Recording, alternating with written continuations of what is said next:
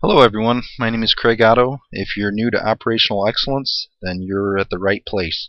This particular presentation will be about the phases of the transformation, and we're going to start particularly with the focus on discovery phase, which is the first part of a operational excellence transformation.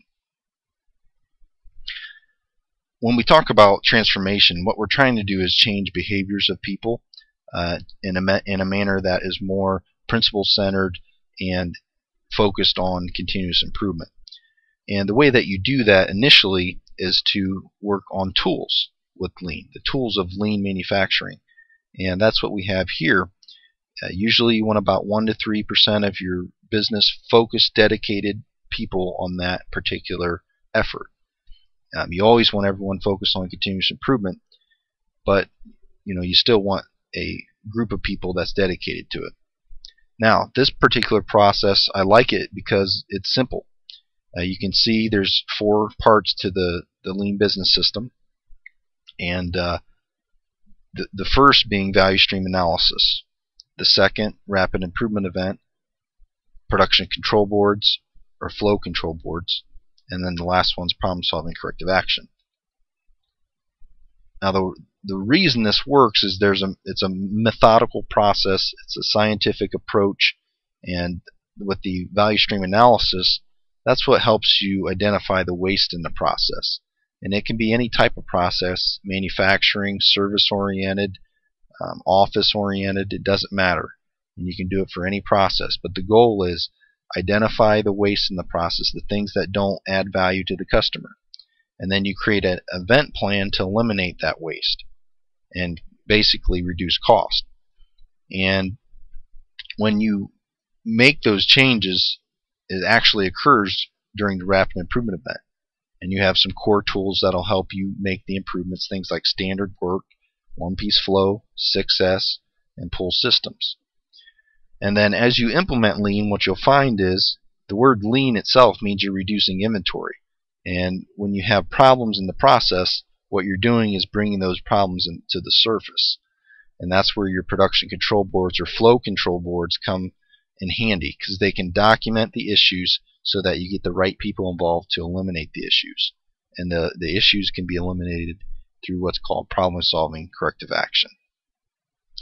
And a lot of times they say the best way to implement this is at an N/10 pace. In other words, if you have 1,000 people at your business, divide that by 10, you should have 100 events per year.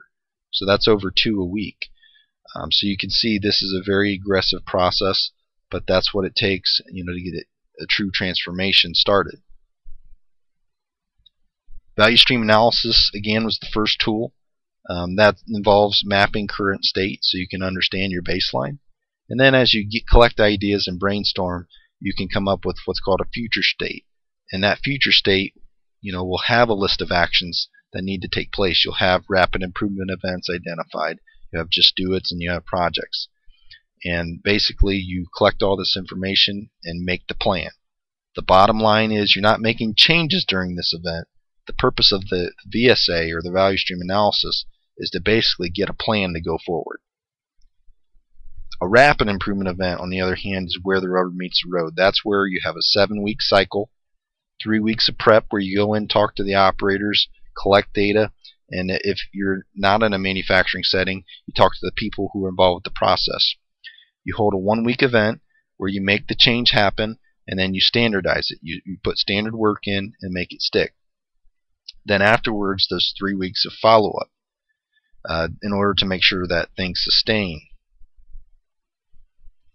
And again, follow-up is going to be a big thing because it's hard for people to change their behaviors, and you're there as change agents to help ensure that they're doing the right thing.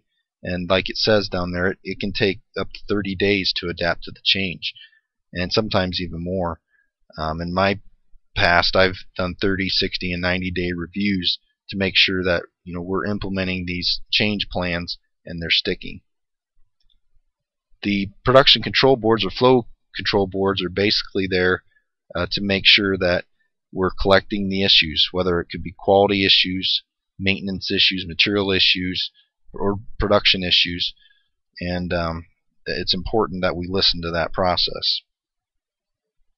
And as the process speaks to us and we know what our issues are, you have problem-solving corrective action, which is a process of not only solving the problems, but also building understanding for your employees on how to implement problem solving. So, you use the issues from the control boards and you work those. And basically you learn to use a couple of new tools like a cause and effect diagram or a 5 why analysis, and you start digging in. The other thing that's not mentioned initially with this lean business system of tools is that A3 thinking. And what that means, A3 is just the size of paper, European size of paper, 11 by 17. But the reason they like it big is you're using one sheet of paper to tell a story. You talk about your initial state, where you're at. You talk about where you want to go. You identify the gaps between those and the issues between those, and then you talk about the rapid experiments that will get you to your target state. So everything revolves around the A3 thinking, no matter if it's a value stream analysis, a rapid improvement event, or even problem-solving corrective action. It all uses the same methodology.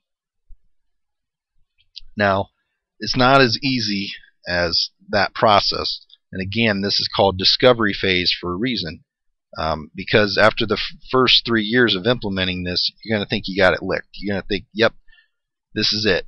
I